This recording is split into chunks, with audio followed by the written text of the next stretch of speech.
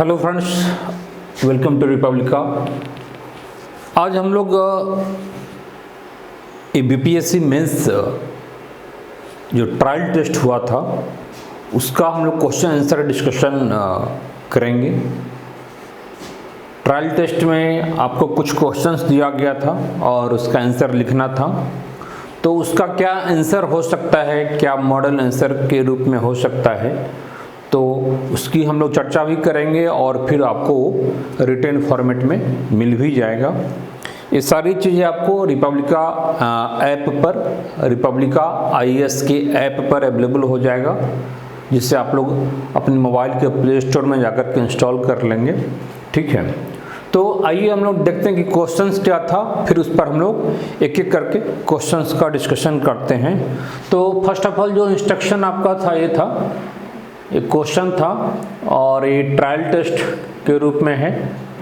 इसमें 1 घंटा टाइम दिया गया था। ट्रायल टेस्ट के कारण क्वेश्चन की संख्या कम डाली गई थी इसमें, ताकि आपको पहले टेस्ट में प्रॉब्लम ना हो।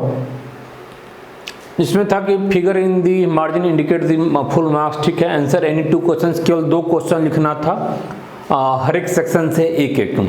ठीक है, और जो भी इंस्ट्रक्शन होता है, candidates are required to answer their questions in their own words as far as possible. जो एग्जाम में जो इंस्ट्रक्शन होता है वो वही सारा इंस्ट्रक्शन यहाँ भी है।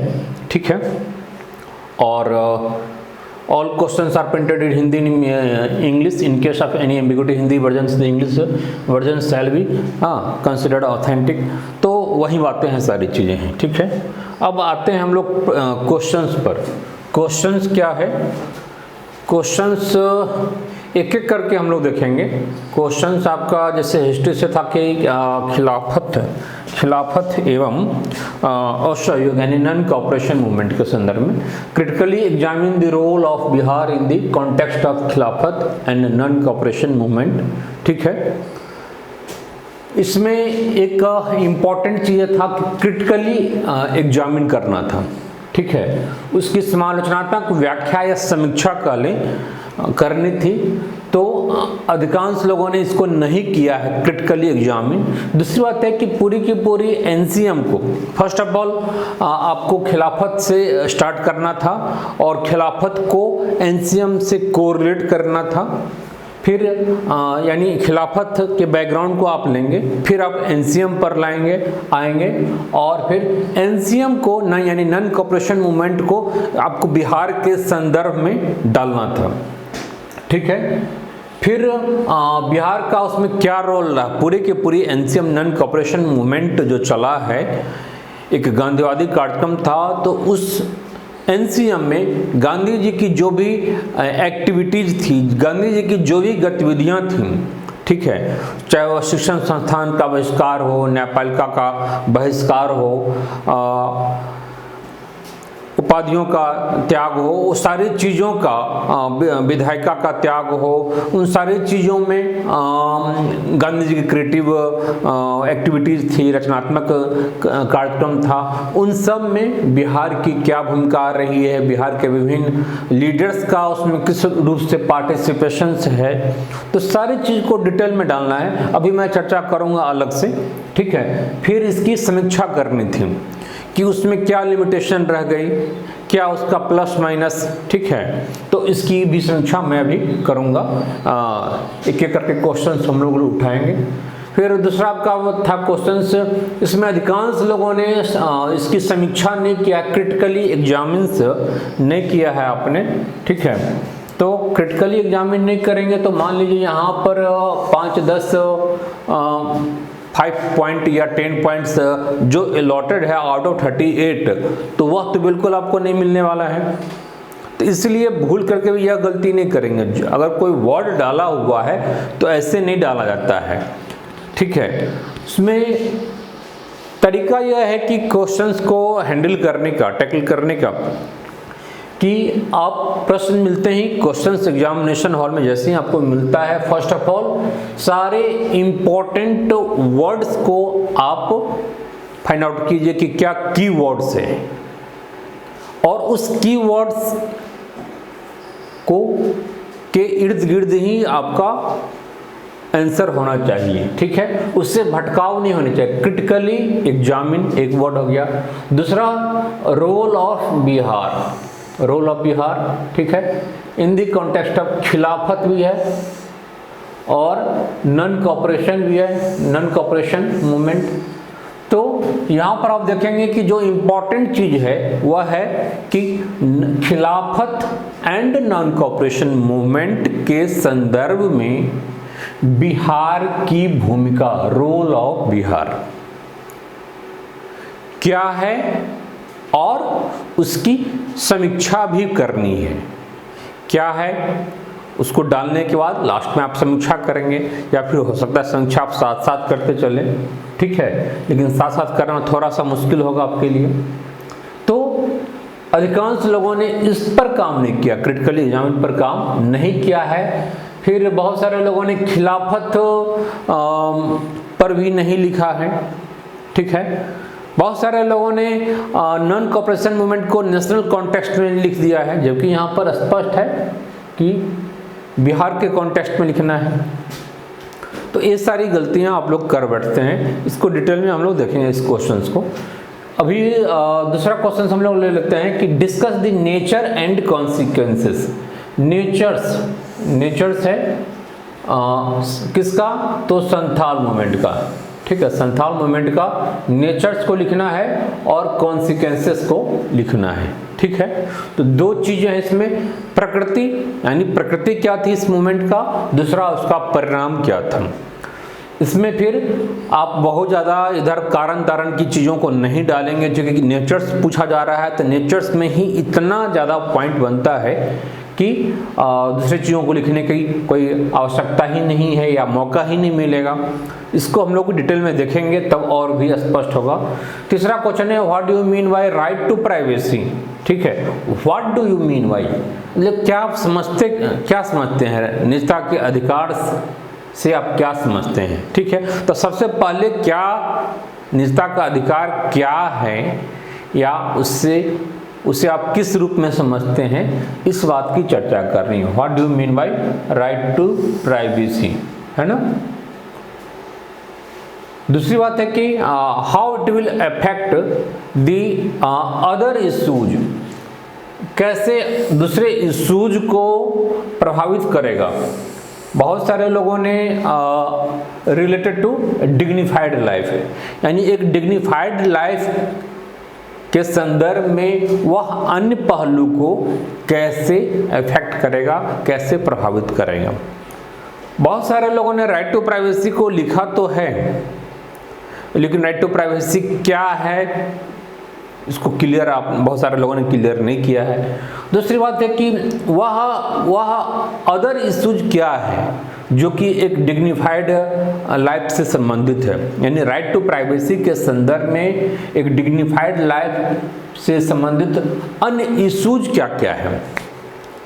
तो सारे इश्यूज को दिखाना होगा कि एक राइट टू प्राइवेसी तो एक चीज है, लेकिन उसके बहुत सारे ब्रांच निकलना है, बहुत सारे डायमेंशंस निकलना है, बहुत सारे इश्यूज उससे ऑटोमेटिकली जुड़ जाता है। तो वह इश्यूज क्या है, ठीक है, तो उस इश्यूज को दिखाना है।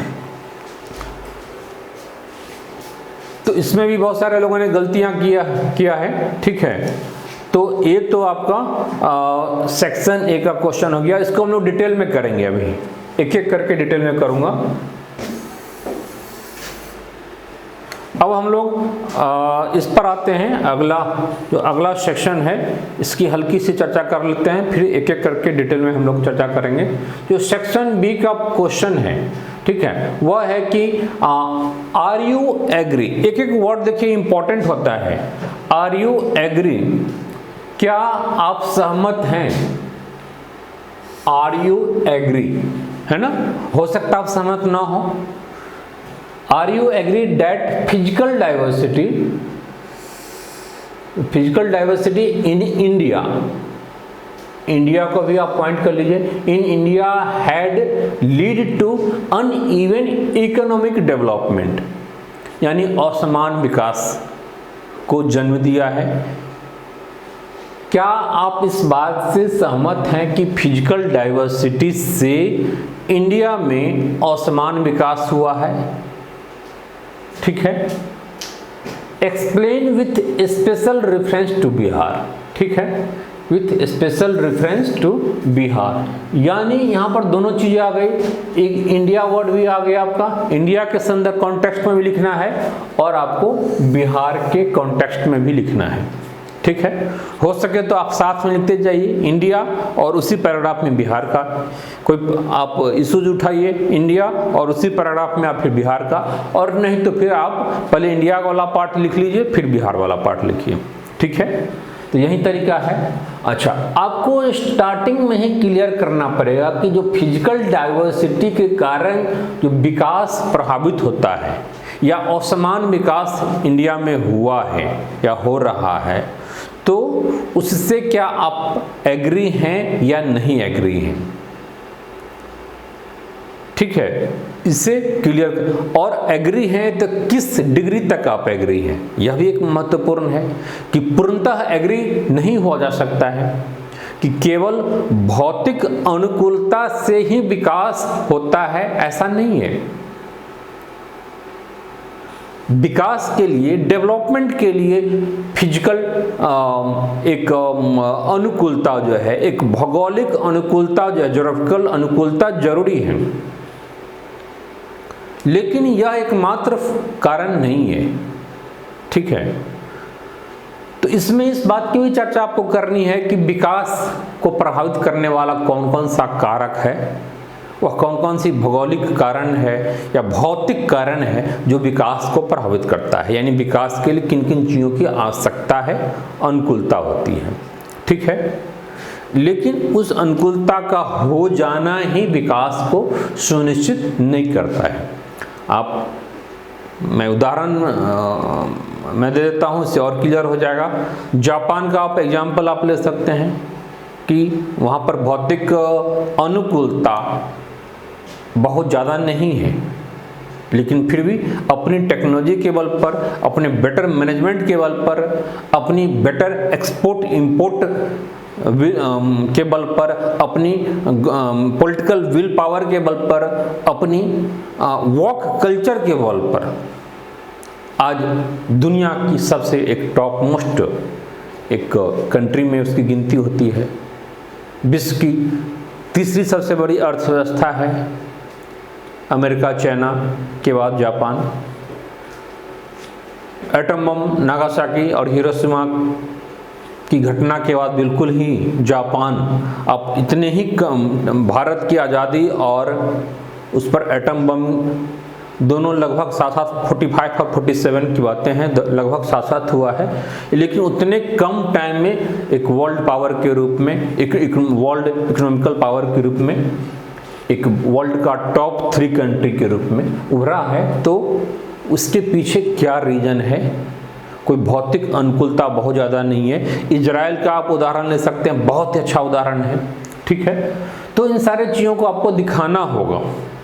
इसीलिए यहाँ पर है कि क्या एग्री हैं, एग्री हैं तो कहाँ तक एग्री हैं, वह कौन कौन सा तत्व है जो विकास को प्रभावित करता है, विकास के लिए किन किन भौतिक अनुकूलता का होना जरूरी है। ठीक है, तो इन सारी चीज़ों की चर्चा हम करेंगे डिटेल में, एक एक करके। एक क्वेश्चन लूँगा। एक अगला क्वेश्चन है, what do you mean bye E wastage, है ना। ई वेस्टेज से आप क्या समझते हैं? तो क्या है ई वेस्टेज, यानी इलेक्ट्रॉनिक वेस्टेज, इसको आपको दिखाना है। फिर e wastage are the major problems for the developing countries like India. ठीक है, तो इसमें डेवलपिंग यानी विकासशील देश की एक समस्या है, और चूंकि भारत भी विकासशील देश है, तो विकासशील देश में ही यह क्यों एक मेजर प्रॉब्लम्स के रूप में उभर रहा है, चाहे वह इंडिया हो या फिर अदर एशिया के अन्य कंट्रीज हों जो विकास कर रहा है, लेकिन वहाँ पर ई वेस्टेज की एक समस्या महत्वपूर्ण रूप से उभरी है। ठीक है, तो इसका संबंध कहीं न कहीं विकसित देश और विकासशील देश से है, इसको हम लोग डिटेल में देखेंगे। भारत भी उसी विकासशील देश होने के कारण उस समस्या से ज़्यादा ग्रसित है। बनता है अमेरिका में और स्क्रैप आ जाता है इंडिया में। Second hand mobile, second hand laptop, second hand computer, उसका यूज किया हुआ यहाँ पर रीयूज होता है। फिर स्क्रैप सेंटर के रूप में भी इंडिया अपने आप को डेवलप कर रहा है। तो ये सारी चीज़ें हैं, डिटेल में आपको डालना पड़ेगा। तो ई वेस्टेज क्या है, भारत विकासशील देशों के संदर्भ में उसमें एक इंडिया भी है, क्या समस्याएं हैं उन समस्याओं को दिखाना है, ठीक है, किस प्रकार से ये समस्याएं क्रिएट करती है इलेक्ट्रॉनिक वेस्टेज, ये दिखाना है। Discuss the solutions for this problems that you would like to apply, ठीक है, उस समस्या का समाधान क्या है, क्या रेमेडीज हो सकता है, आपके नज़रों में क्या समाधान हो सकता है, तो उस समाधान को दिखाएंगे। उसमें व्यवहारिक पहलू पर ज़्यादा फोकस करना है, क्योंकि ये साइंस एंड टेक्नोलॉजी का क्वेश्चन है और बीपीएससी में साइंस एंड टेक्नोलॉजी का क्वेश्चन काफ़ी अप्लाइड होता है, डायनेमिक होता है, जिसमें आपकी अपनी राय, आपकी अपनी सुझाव को भी डालना होता है। तो उसको आपको डालना है, क्या उपाय हो सकता है। और जहाँ पर यह हो कि आप अपनी सुझाव दें, अपनी राय, तो वहाँ पर कुछ आप इनोवेटिव होकर के भी आगे बढ़ सकते हैं, क्योंकि आपको आइडिया देना है, सुझाना है, ठीक है। कुछ इनोवेटिव होकर के आप 2-4 कदम आगे बढ़ करके कुछ नई नई चीज़ों को आप सुझाव दे सकते हैं, तो काफ़ी वो अप्रिशिएटेबल होगा वो, ठीक है। तो इस प्रकार से मोटा मोटी ये 5 क्वेश्चंस हुआ। अब एक एक करके हम लोग सारे क्वेश्चंस को देखते हैं, और इसका मैं बताया कि पीडीएफ भी मिल जाएगा। पीडीएफ आपको रिपब्लिका आईएएस के ऐप पर मिल जाएगा, ठीक है। जिन्हें व्हाट्सएप पर चाहिए तो व्हाट्सएप पर मेरे से जुड़ जाएंगे और डिमांड करेंगे, मैं व्हाट्सएप पर भी आपको दे दूंगा, ठीक है। आगे जो भी टेस्ट होगा वह टेस्ट सारा रिपब्लिका आईएएस के ऐप पर ही होगा। वहाँ पर एक मेंस टेस्ट का कोर्स बना हुआ है, वहीं पर क्वेश्चन डाला जाएगा आगे से, और वहीं पर आपको सारी चीज़ें, सॉल्यूशन, वीडियो, सारी चीज़ें वहीं पर आपको अवेलेबल हो जाएगी, ठीक है। तो आइए पहला क्वेश्चन को हम लोग देखते हैं, ठीक है। इसको मैं अब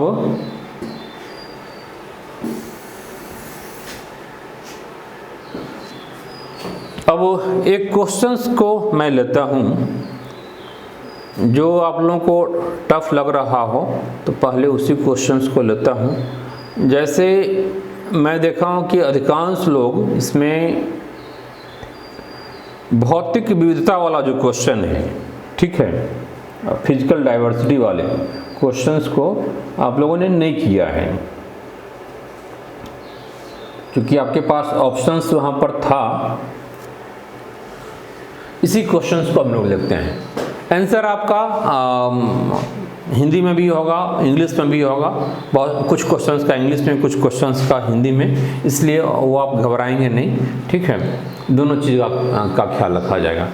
अब हम लोग देखते हैं कि यह जो प्रश्न है, प्रश्न मोटा मोटी आपका यही नीचे दिया हुआ है कि भौतिक विविधता कहाँ तक विकास को प्रभावित करती है, इससे उत्पन्न समस्या एवं समाधान की चर्चा कीजिए। मोटा मोटी आपका क्वेश्चन यहीं पर है।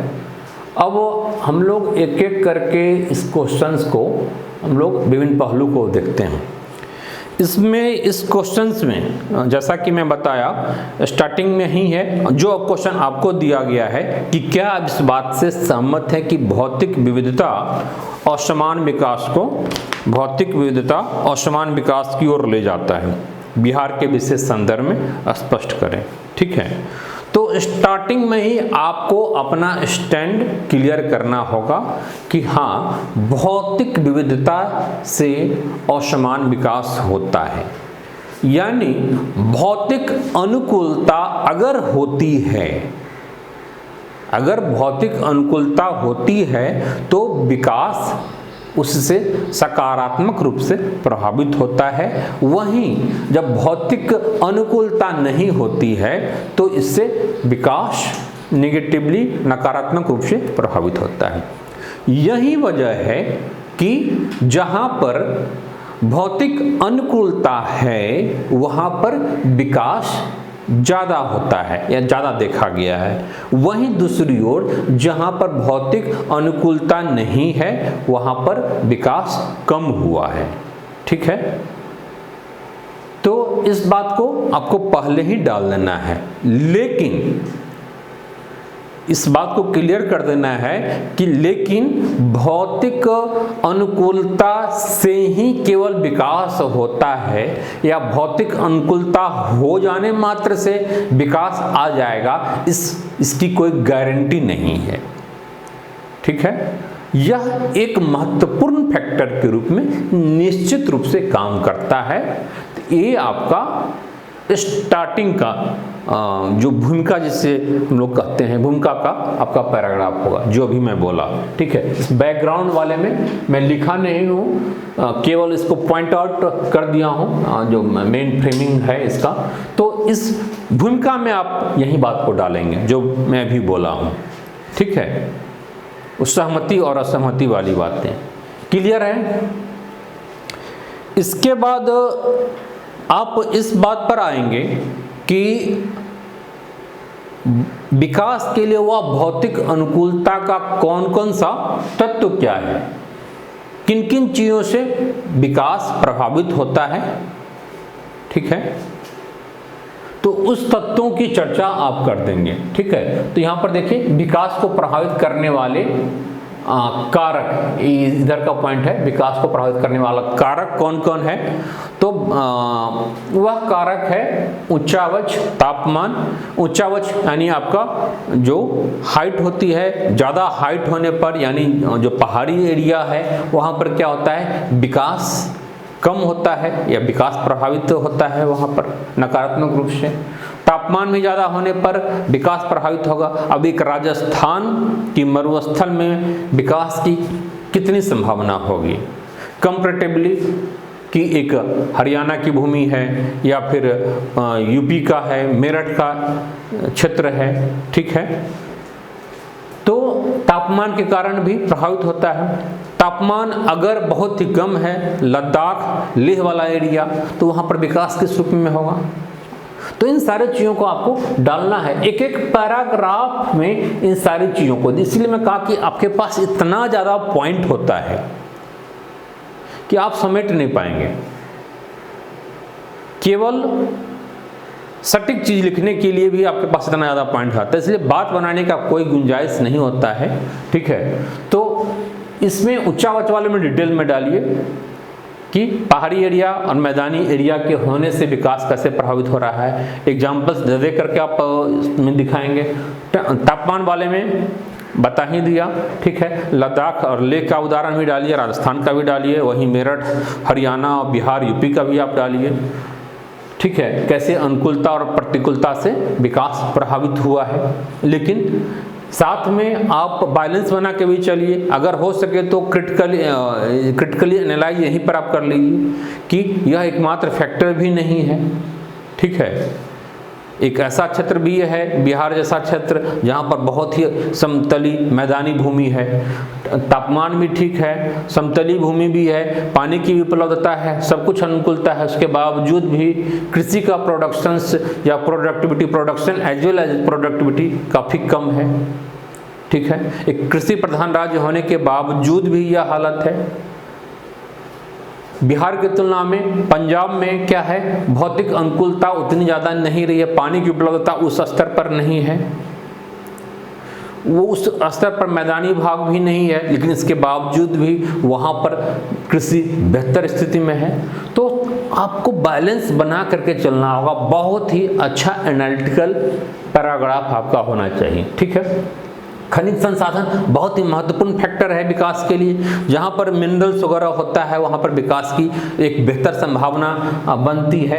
आप उदाहरण आप देख सकते हैं झारखंड का, उड़ीसा का, छत्तीसगढ़ का, वेस्ट बंगाल का, इन सारे स्टेट्स का आप उदाहरण आप देंगे, कर्नाटका का, तो इन सब का आप उदाहरण आप दिखाइए। ठीक है, लेकिन कुछ स्टेट्स ऐसा भी है जहाँ पर मिनरल्स खूब हैं लेकिन विकास नहीं हुआ है इस रूप में। उड़ीसा का आप उदाहरण आप दे सकते हैं। ठीक है, इस पर आप डिटेल में लिखेंगे खनिज संसाधन वाली चीज़। झारखंड की भी स्थिति कुछ ऐसी ही है, विकास के दौर में काफ़ी पीछे है। जब बिहार के साथ था तब भी वह एरिया नेग्लेक्टेड था, वहाँ डेवलपमेंट कम हुआ है, लोगों का विकास कम है और अभी भी वही हालत है, ठीक है। जबकि सबसे ज़्यादा इंडस्ड मिनरल्स पॉइंट ऑफ व्यू से, खनिज संसाधन के दृष्टिकोण से झारखंड है।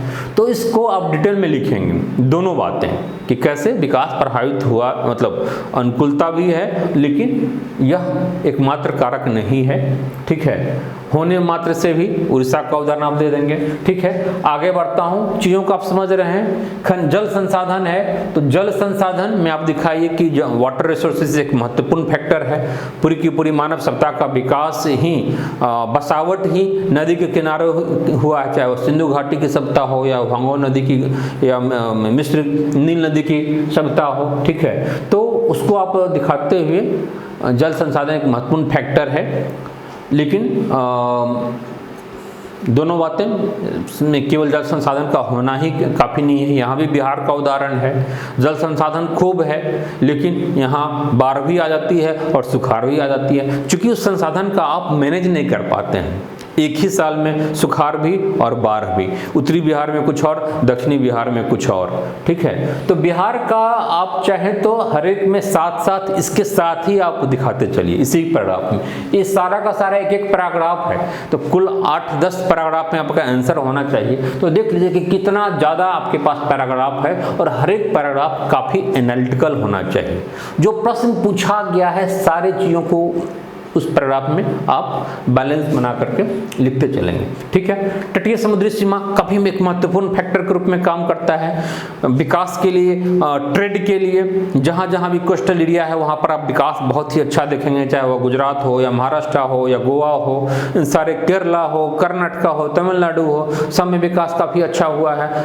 आंध्र प्रदेश की चीज़ें हों, ठीक है, तेलंगाना इधर हो गया तो तेलंगाना का विकास कहीं ना कहीं प्रभावित हुआ। तो इन सारी चीज़ों को आप दिखाइए, लेकिन साथ ही ये भी आप दिखाइए वहीं जब जो लैंड लॉक्ड स्टेट्स हैं जिसे कोस्टल लिंक नहीं मिला हुआ है, जिसमें बिहार जैसा स्टेट्स है, वेस्ट बंगाल जैसा स्टेट्स है, सॉरी वेस्ट बंगाल में तो है, बिहार जैसे स्टेट्स को लैंड लॉक्ड होने के कारण विकास यहाँ पर प्रभावित हुआ है, ठीक है। लेकिन यह एकमात्र फैक्टर नहीं है, चूँकि उड़ीसा को फिर से कोस्टल लिंक है लेकिन इसके बावजूद वहाँ पर विकास नहीं है। वेस्ट बंगाल आज पिछड़ा हुआ है विकास के दौर में। फिर इसी ढंग से जनांकीय संरचना हो गया, इसको आप दिखाएंगे कि कैसे जनांकीय संरचना के कारण विकास प्रभावित होता है। माइग्रेशन एक बहुत बड़ा फैक्टर है। अभी कोरोना और लॉकडाउन की स्थिति में पूरे माइग्रेशन एक बहुत ही बड़ा फैक्टर के रूप में उभरा है और पूरी की पूरी अर्थव्यवस्था को एक प्रभावित कर रहा है संरचनात्मक रूप से। इसको आप दिखाएंगे, मैं डिटेल में भी नहीं जा रहा हूँ, ठीक है। कुछ अन्य कारक भी है, परिवहनीय अवसंरचना यानी ट्रांसपोर्टेशन की अच्छी व्यवस्था। इन सारे चीज़ों को आप एक एक पैराग्राफ में दिखाते चलेंगे, डिटेल में मैं नहीं जा रहा हूँ। अब कुछ अन्य कारक है कि इसके अलावा कुछ अन्य महत्वपूर्ण कारक है, वह भी काफ़ी महत्वपूर्ण फैक्टर है कि प्रबंधकीय क्षमता कैसी है, मैनेजमेंट वाली कैपेसिटी आपकी कैसी है, तकनीकी का प्रयोग आप किस ढंग से करते हैं। जापान वगैरह का में देखिए ये सारा फैक्टर ज़्यादा काम करता है, ठीक है। फिर संसाधनों आयात निर्यात नीति कैसी है, आपकी वर्क कल्चर कैसा है, वर्क कल्चर कैसा है। तो इन सारी चीज़ों को, फिर संसाधनों तक पहुंच कैसी है, अधिकांश जनसंख्या के अगर संसाधनों तक पहुंच नहीं है तो फिर प्रॉब्लम होगी, ठीक है। फिर इसका समाधान क्या हो सकता है कि इसमें क्षेत्रीय अस्थिरता या असंतोष, समस्या क्या उत्पन्न होती है वो दिखाना है। अस्थिरता उत्पन्न होती है, असंतोष उत्पन्न होता है, संपूर्ण विकास प्रभावित होता है, एक असंतुलन उत्पन्न होगा। जहाँ पर कम विकास होगा वह ज़्यादा लोग क्या होगा, अपने आप को वंचित महसूस करेंगे। फिर इसका समाधान भी दिखा दीजिए कि क्षेत्रीय नियोजन के माध्यम से, पिछड़ा क्षेत्र विकास कार्यक्रम के माध्यम से, पूरा जैसा कार्यक्रम है, आदर्श ग्राम योजना है, स्मार्ट सिटी है, रूरल रिपब्लिक वाले कॉन्सेप्ट को आप क्लियर कीजिए। टाइम कम होने के कारण मैं बहुत ज़्यादा डिटेल में नहीं जा रहा हूँ, बहुत ही अच्छा क्वेश्चन है और सारे पॉइंट्स को आप डालेंगे, बहुत ही अच्छा आंसर होगा। Okay, bye.